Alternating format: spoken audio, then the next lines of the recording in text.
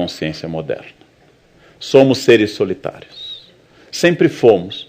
Mas a consciência coletivista medieval dava a sensação de uma cristandade no Ocidente, de uma unidade, de um Deus que por todos zelava, de uma sociedade igual religiosamente. A modernidade trouxe a diversidade religiosa e a diversidade política. O inferno, vai pensar Sartre no século XX, está nos outros, diz uma de suas personagens numa peça Entre Quatro Paredes. Sartre e Hamlet chegam à consciência de que eu estou inevitavelmente isolado na minha consciência. E a necessidade do mundo nos oferecer coisas novas porque eu não tenho nada a interagir com o mundo. Por que é que o príncipe Hamlet lê apenas um livro toda a peça? E por que é que nós temos que ver Velozes e Furiosos 75, Velozes e Furiosos 86? Porque, na verdade, eu não vi nenhum. E não tendo visto nenhum, eu preciso que eles se repitam. Como eu não tenho, de fato, amigos, eu tenho 3.000 no Face. Como eu não tenho uma vida interessante, eu fotografo tudo na minha e compartilho com todos.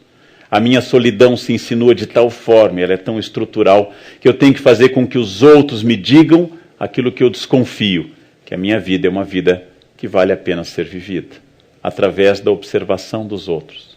Isso não é sinal de um narciso exatamente fraco, mas é sinal de um narciso cada vez mais isolado em si, sem comunicação com o mundo, sem ouvir mais a ninguém.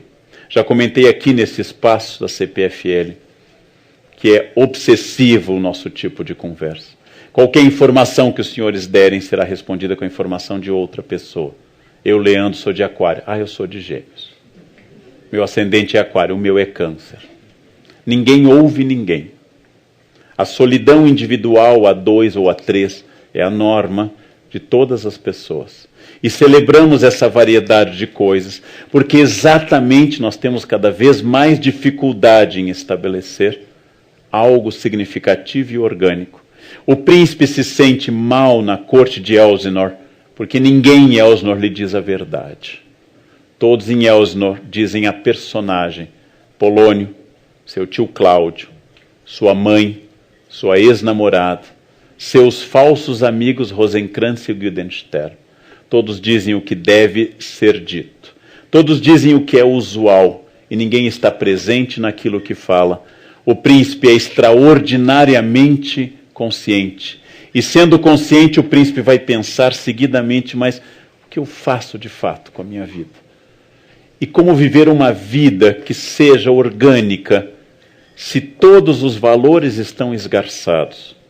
Depois de falar por milhares e milhares de palavras, quando ele morre longamente numa cena trágica, morrem 8 pessoas na peça Hamlet, e o Hamlet é o último a falecer nos braços do amigo, Hamlet diz a sua última frase, o resto é silêncio.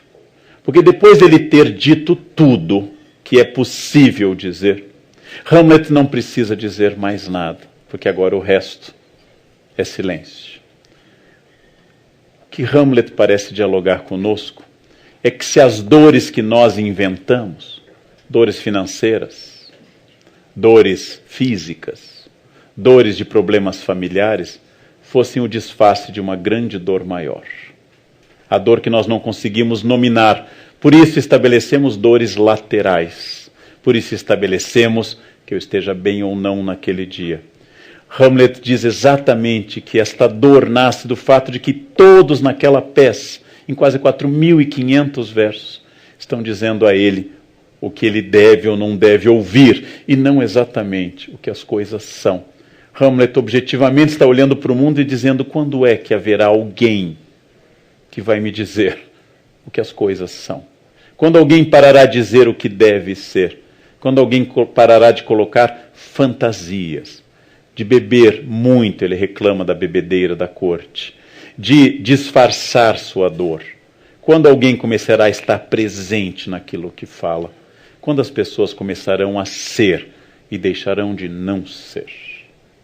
Esta é uma pergunta muito dura de ser respondida. E como ela é muito dura, a maior parte de nós prefere não respondê-la. Como nós falamos muito, é provável que nós falemos muito, e todo instante, ao celular, no WhatsApp, porque nós não temos mais nada a dizer. E não tendo nada a dizer, eu preencho esse vazio insuportável com falas constantes. Hamlet nos convida a olhar, essa é uma cena que não está prevista na peça, mas assim foi interpretada desde o século XVII, a olhar para uma caveira. Quando ele faz o seu monólogo olhando para uma caveira. E perguntar decididamente, diante da morte inevitável, quem é que eu sou de verdade, quando os outros que eu acho, que me julgam pelo que eu devo ser, tiverem desaparecido. Por que é que eu não vivo desse jeito? Meu pai e minha mãe, Sartre chamaria má fé, Hamlet chamaria apenas Polônio, ou seja, a encenação, a etiqueta. Não, eu não posso fazer isso, o que minha família diria, muito ou nada, mas igualmente irrelevante. Se a família apoiar ou criticar, você continuará sozinho. Mas como eu prefiro, ao invés de enfrentar a solidão da minha decisão, eu prefiro dizer que é uma opção por causa da minha família, dos meus filhos, dos meus vizinhos ou da minha fé, eu prefiro sentir-me vigiado do que me sentir sozinho. Eu prefiro me sentir protegido pela crítica do que largado pela indiferença. Esta é a pergunta central do Hamlet. O que eu responderia se nada fosse relevante a não ser a minha decisão e nada garantisse que essa decisão fosse correta? Quem eu seria se eu estivesse absolutamente só no mundo? Resposta do príncipe: você está só no mundo. Até porque sua vida será sempre solitária, com outros solitários ao seu redor, dando opiniões sobre eles, e você interagindo, dando opinião sobre si. E dizendo que você não toma essa decisão porque o outro é o obstáculo.